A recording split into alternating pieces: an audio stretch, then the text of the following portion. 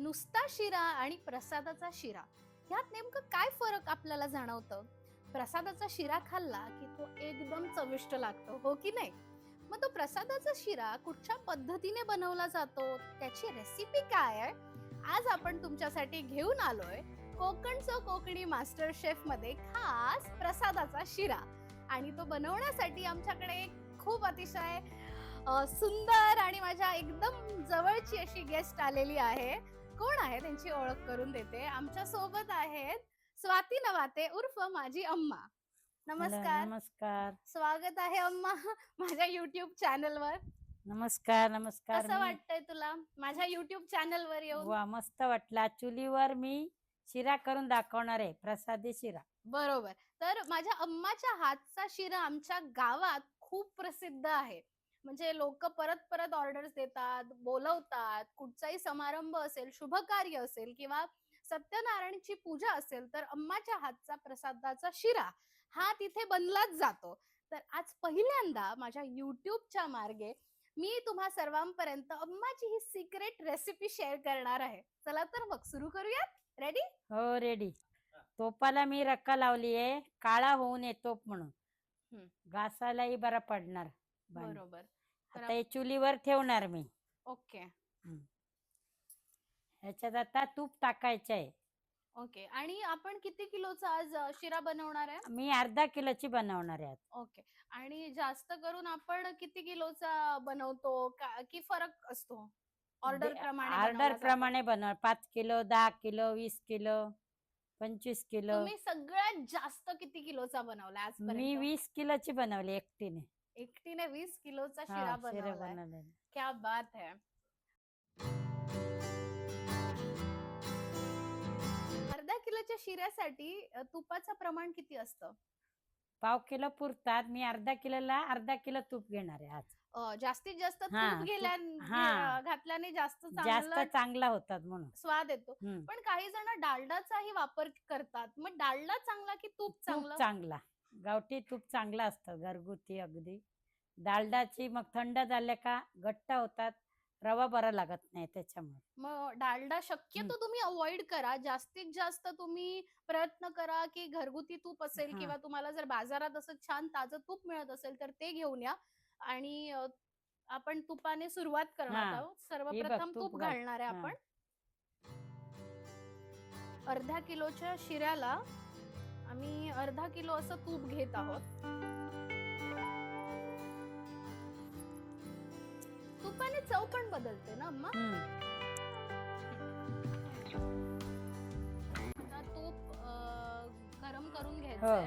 तूप गरम करून गरम झाल्या का आता रवा टाकणार आहे मी त्याच्यात. तुम्ही घरीच बनवता का? होय, मी घरी आपण रवा टाकणार आहे. हा, बरं. घेतली चुलीवर. आणि हा किती किलो रवा घेतलाय? अर्धा किलो रवा आहे, अर्धा किलो तूप आहे. ओके. आता त्या तुपात आपण रवा टाकणार आहे. हा, बरं. रवा भाजण्याची एक वेगळीच कला होय. असते. कारण का होय. माझ्याकडनं बऱ्याच वेळा रवा हवा तसा प्रॉपर भाजला जात नाही. कधी कधी करपतो, कधी कधी काळा पडतो. योग्य प्रमाणात रवा भाजण्याची काय टेक्निक असते किंवा काय ट्रिक आहे? रवा मंद विस्तवर अशी ढवळत राहायला हवा. खाली लागल्या का फुकट गेला रवा. अच्छा. हे असे तूप घालून ना रवा भाजत राहायला हवा एकसारखे. मग आपल्याला कधी नेमकं अंदाज येतो की हा रवा भाजलाय? भाजला लाल लाल कलर येणार, रवा पूर्ण भाजला लाल कलर. आणि एकत्र येणार गोळ्या असं.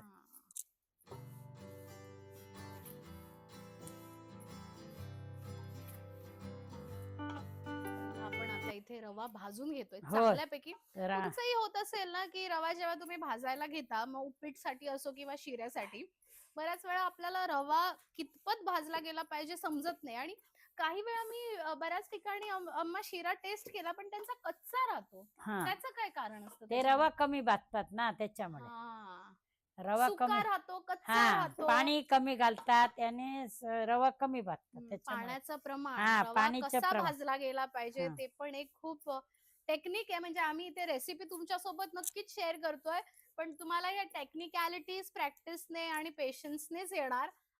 मग तू किती वर्षांपासून जेवण बनवतेस आणि ऑर्डर्स घेतेस? मी 25 वर्षापासून जेवण करते. त्याच्या आधी घरगुती जेवण, घरात जेवण करते छोटा मोठा असं. मग बाहेर जायला लागले हळूहळू ऑर्डर. हम्म. अजित भाऊजीने मला घेऊन जायच्या ब्राह्मण भोजनाला पहिली पहिली. तिकडे जायच्या ब्राह्मण भोजन करून हळू मग ऑर्डर घ्यायला लागली मी. अजित भाऊजी बरोबर मी पहिल्यांदा गेले पहिल्यांदा जेवण. पहिल्यांदाच जेवण करायला गेलेली तिथली आठवण आहे का? कसं झालेलं जेवण, काय बनवलेलं? नाही आठवण नाही. आठवण नाहीये. बरं. अ, खूप मेहनत असते. 25 हो. वर्षांची प्रॅक्टिस आहे आणि त्या अथक प्रयत्नानंतर आहा! काकूच्या हातचा जो प्रसादाचा शिरा आहे तो खूप गोड आणि छान लागतो असं तुम्ही म्हणता. पण त्याच्या मागे खूप मेहनत आहे आणि कौतुकाची एक गोष्ट मी सांगणार आहे. माझी आई आहे म्हणून कौतुक नाही करत आहे. पण माझी आई साउथ इंडियन आहे, कर्नाटकची. तर कर्नाटकला जेवण बनवण्याची पद्धत खूप वेगळी असते. तिथले मसाले वेगळे असतात. ती महाराष्ट्रात बाबांसोबत लग्न करून आली आणि त्यानंतर तुम्ही कसं काय इथल्या सगळ्या पद्धती शिकलात आणि जेवण करायला तुम्ही एवढं उत्कृष्टपणे करता? आता इथे आल्यानंतर मग भाषा शिकला हळूहळू. बघून जेवण करायला शिकला. मग हळूहळू इथलंच झालं ना आता. बरोबर. महाराष्ट्राच्याच झालं ना त्याच्यामुळे हळूहळू शिकलं सगळं. बघून बरोबर. बघून. आता कन्नडमध्ये म्हणायचं असेल की आपण आज प्रसादाचा शिरा बनवत आहे, तर कसं म्हणायचं? ನಾನ್ ಶಿರಾ ಮಾಡ್ತಾ ಇದ್ದೇನೆ ಪ್ರಸಾದ ಶಿರಾ. ನಾನು ಪ್ರಸಾದ ಶಿರಾ ಮಾಡ್ತಾ ಇದ್ದೇನೆ. ನಂಗೆ ಸ್ವಲ್ಪ ಕನ್ನಡ ಬರ್ತದೆ. ಅಮ್ಮ ನಂಗೆ ಕೆಲ್ಸ್ಕೊಟ್ಟಿದ್ದ. ಹ್ಮ್. ಕನ್ನಡಲಿ ಮಾತಾಡಲೆ ಫ್ಲೂಯೆಂಟ್ ಗೊತ್ತಿಲ್ಲೇ ಬಟ್ ಸ್ವಲ್ಪ ಬರ್ತದೆ. ಸೊ ದ್ಯಾಟ್ಸ್ ಅ ನಾನು ಡಿಫರೆಂಟ್. ಇವತ್ತು ಶಿರಾ ಮಾಡ್ತಾ ಇದ್ದೇನೆ ನಾನು ಇವತ್ತು ಶಿರಾ ಮಾಡ್ತಾ ಇದ್ದೇನೆ. खूप ಒಲೆ गोड ಮೇಲೆ. भाषा आहे. आणि रव्याचा वास, रव्याचा सुगंध जो येतोय या क्षणी असं. आणि खरं शिरा जो आहे ना तो गरम गरम खायलाच किती मजा येते ना. असा पावसाळा पण आहे आणि छान गरम गरम शिरा असं सर्व केला असेल तर किती मजा येते. सगळ्यात कठीण महाराष्ट्रीयन डिश अशी कोणती वाटली तुम्हाला शिकण्यासाठी? कतकतला. कतला खतखतलं. कर्नाटक मध्ये कधी करत नाही कतकतला हे हा माहिती नाही. हा. इकडे आल्यानंतरच आम्ही खाल्लं शिकलो.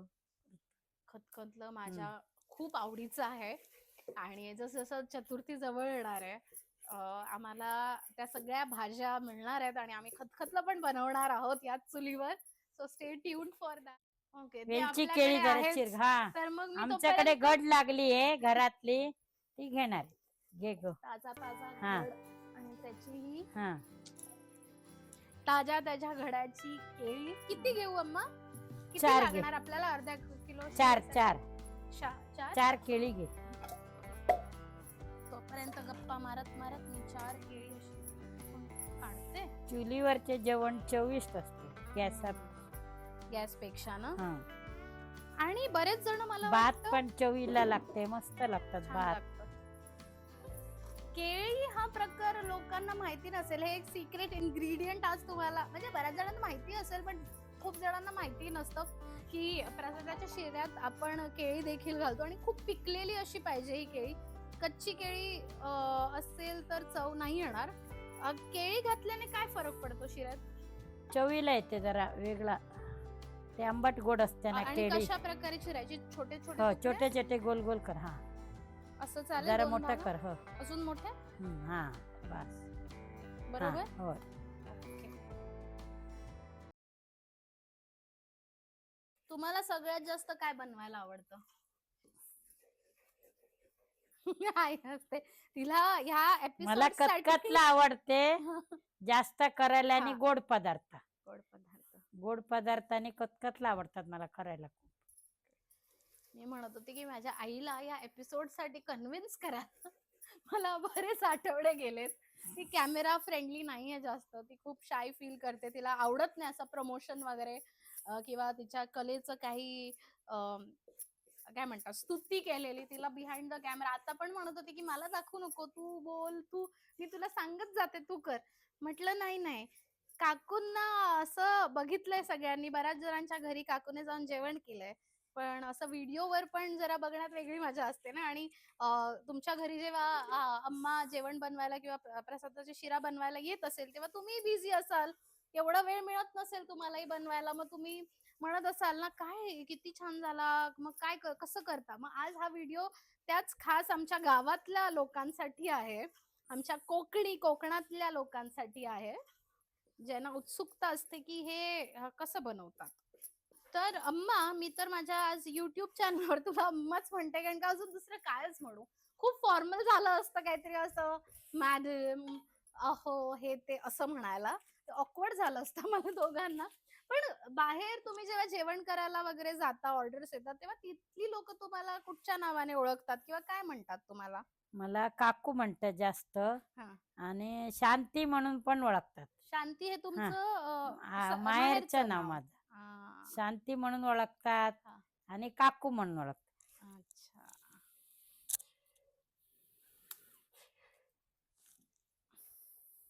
चला, केळी कशी चिरली अम्मा मी केळी? अरे वा वा, सुंदर. प्रसादाचा शिरा बनवण्यात प्रो नाही, एक्सपर्ट नाहीयेत. ऍटलीस्ट केळी चिरण्यात तरी चाल, होते. 5 मिनिट अजून 5 मिनिटं. चिरून ठेव. असं शूटिंगच्या निमित्ताने का होईना मी बनवू का तिकडे येऊन? हा, बदलू. ओके, मग तू इथे बस, मी तिथे बसते. Role reversal. आता ड्रायफ्रुट्स टाकायचे. ओके. आता आपण टाकणार आहोत ड्रायफ्रुट्स, माझे फेवरेट. दूध.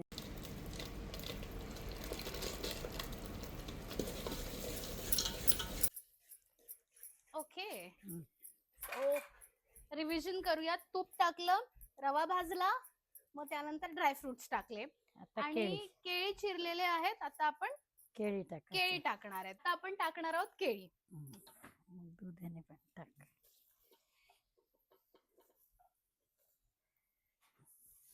यम.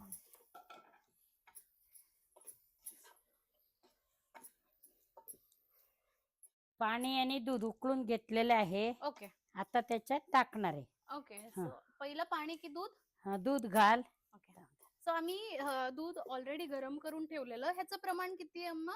अर्धा लिटर दूध घातले, अर्धा लिटर पाणी. अर्धा लिटर दूध, अर्धा लिटर पाणी, अर्धा किलो रवा, अर्धा. अर्धा किलो तूप. हां. सगळं अर्धा अर्धा अर्धा. म्हणजे हां. तुमचं जर 1 किलो असेल तर त्याप्रमाणे तुम्ही हा, प्रमाण वाढवा. बरोबर. होत सगळे होत टाकतात. हां, सगळे होत. हां, थोडं दूध पाणी घाल.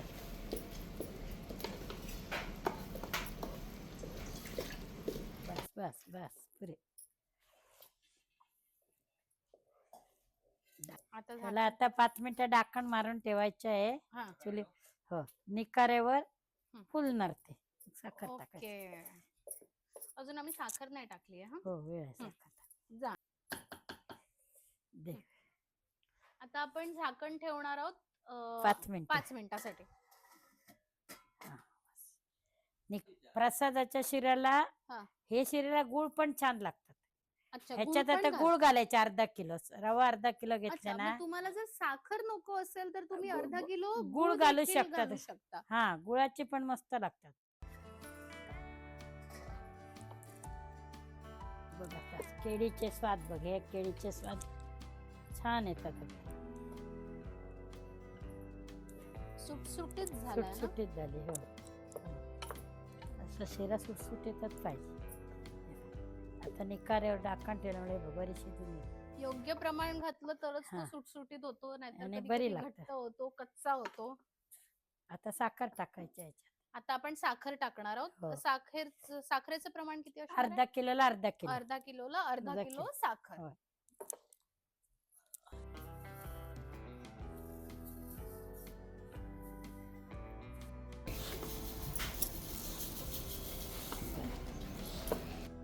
दीड चमचे वेलची पूड. हा,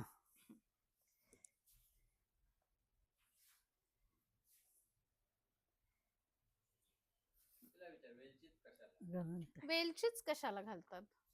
जायफळ आणि वेलची दोन्ही घातलेले आहे त्याच्यात. जायफळ पण घातलं. हा, जायफळ पण आहे. सिक्रेट इन्ग्रेडियंट हां. आहे. आई लपवत होती, पण बघा माझ्यामुळे आज तुम्हाला ते सिक्रेट इन्ग्रेडियंट पण कळालेलं आहे.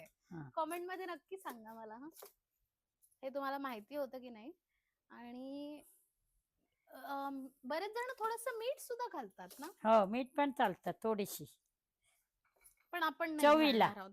कारण का प्रसादाचा शिरा असल्यामुळे आपण मीठ नाही घालत दूध ना? घातले म्हणून मी मीठ घातले नाहीये. अच्छा, दूध जर तुम्ही घालत नसाल शिऱ्यामध्ये, फक्त गरम पाणी घालत असाल तर त्यात थोडंसं जरासं, मीठ हा. चालतं. पण जर तुम्ही दुधाचा वापर केला तर मीठ घालणं अवॉइड करा, दूध फाटणार. बरोबर? हो. होते हळूहळू मी पण एक्सपर्ट. खरं सांगू तर I am not big fan of शिरा. मला शिरा खूप असा काही आवडत नाही, पण गरम गरम खायला मला आवडतो. आणि हा जो बनतोय असा छान फ्रेश आणि सॉफ्ट, तर तो दिसायला एवढा यम्मी दिसतोय की I won't be able to resist. आणि मी जसं म्हटलं, प्रसादाचा शिरा जो आपण बनवतो त्याची चव वेगळीच असते, कारण का कुठेतरी आपण देवाला नैवेद्य दाखवलेला असतो, त्यात ते पावित्र्य असतं, त्याच्यामुळे त्याची चव अजून दुपटीने चांगली लागते आपल्याला. हो ना? हेच कारण असेल ना? बरोबर.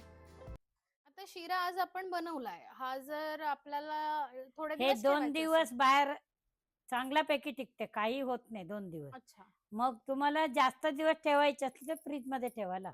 ओके. आणि फ्रीज मध्ये किती दिवसांपर्यंत राहतो? ते का राहतात 8 दिवस. राहतात मग 8. हवा तेवढी गरम केला खाल्ला.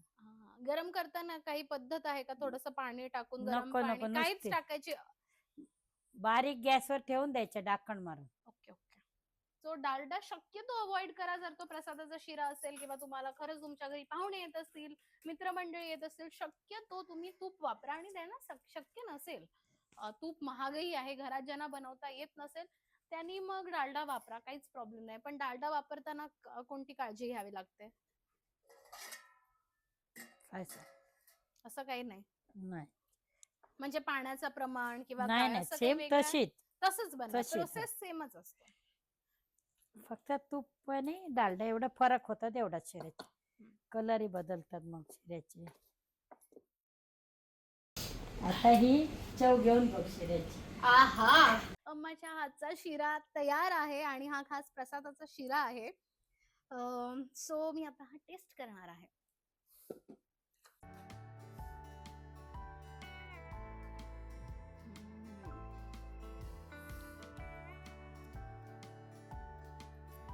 मस्त आहे. थँक्यू. क्या बात आहे. खरंच खूप छान झालाय. माझी अम्मा आहे म्हणून नाही सांगत आहे, तुम्हालाही माहिती असेल अम्मा छान बनवते. पण गरम गरम खाण्याची जी मजा आहे ना, ती वेगळीच आहे.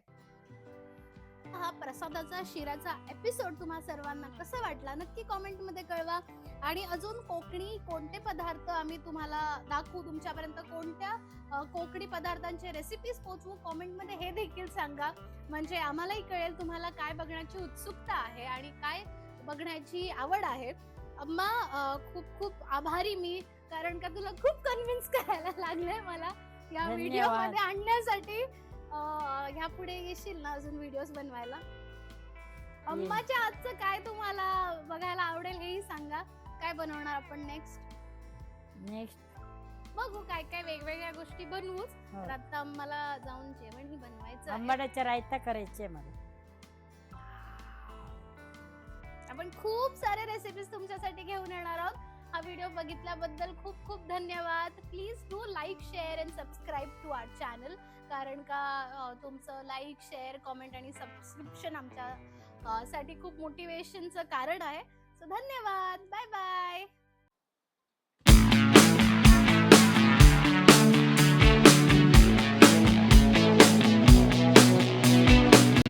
छान झाला.